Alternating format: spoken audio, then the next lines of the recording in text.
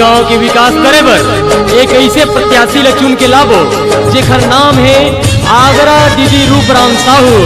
चश्मा छाप है भैया ओखर निशानी, वही निशानी में मोहर लगा के भारी मतों से विजयी बनाना है। दीदी ला जिताना है, दीदी ला जिताना है। सुन लो संगवारी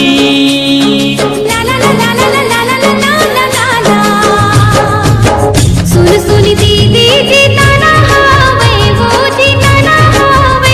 चश्मा छापो मां मोहर लगाना हावे वोट देहू। सुन सुन दीदी जिताना हावे वो जिताना हावे।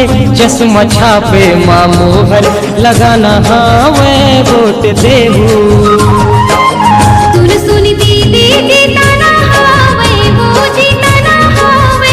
चश्मा छापो मां मोहर लगाना हावे वोट देहू। सुन सुन दीदी जिताना हावे वो जिताना हावे।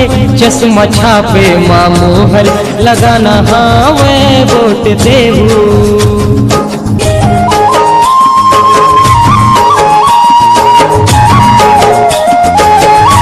आगरा दीदी जब जीत के आई तो हमारे गांव के जम्मो विकास न कराही, जैसे नाली, सीसी रोड, एक स्थिति आगरा दीदी ला सरपंच बनाना है। चश्मा छाप में मोहर लगाना है, चश्मा छाप में मोहर लगाना है।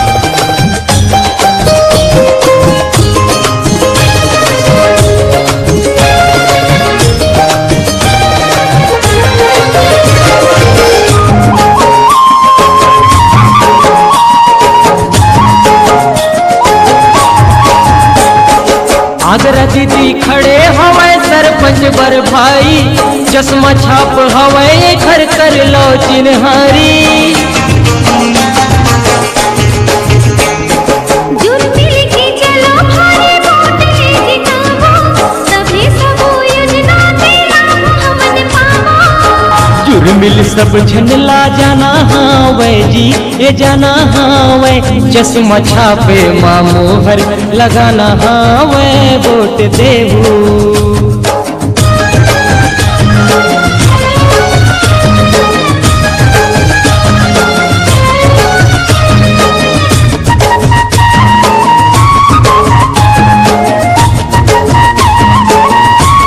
भैया 3 तारीख दिन सोमवार के एक मत सबला बनाना है।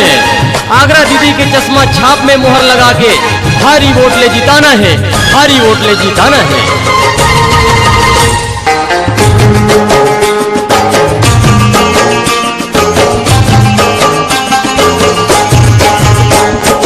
डबरी करिया पटरी के कामिला करवाही। सीसी रोड पानी बिजली आवास बनवाही। बेरोजगार समूह मन ला रोजगार देवाही। पेंशन योजना में सबके नाम जोड़वाही। सुन सुन दीदी जिताना हावे वो जिताना हावे। चश्मा छापो मां मोहर लगाना हावे वोट देहू। सुन सुन दीदी जिताना हावे वो जिताना हावे। चश्मा छापे मां मोहर लगाना हावे वोट देहू। सुन सुन दीदी जिताना हावे वो जिताना हावे। चश्मा छापो मां मोहर लगाना हावे वोट देहू। सुन सुन दीदी जिताना हावे वो जिताना हावे। चश्मा छापे मां मोहर लगाना हावे वोट देहू। जम्मो मतदाता भाई बहनी मन से सादर निवेदन है, हमारे बीच एक ऐसे प्रत्याशी खड़े हैं जेकर नाम है आगरा रूपराम साहू। ये दीदी ला चश्मा छाप में मोहर लगाना है और भारी मतों से विजयी बनाना है और हमारे गांव की सर्वांगीण विकास कराना है। आगरा दीदी जिंदाबाद जिंदाबाद। आगरा दीदी जिंदाबाद जिंदाबाद। चश्मा छाप जिंदाबाद जिंदाबाद। चश्मा छाप।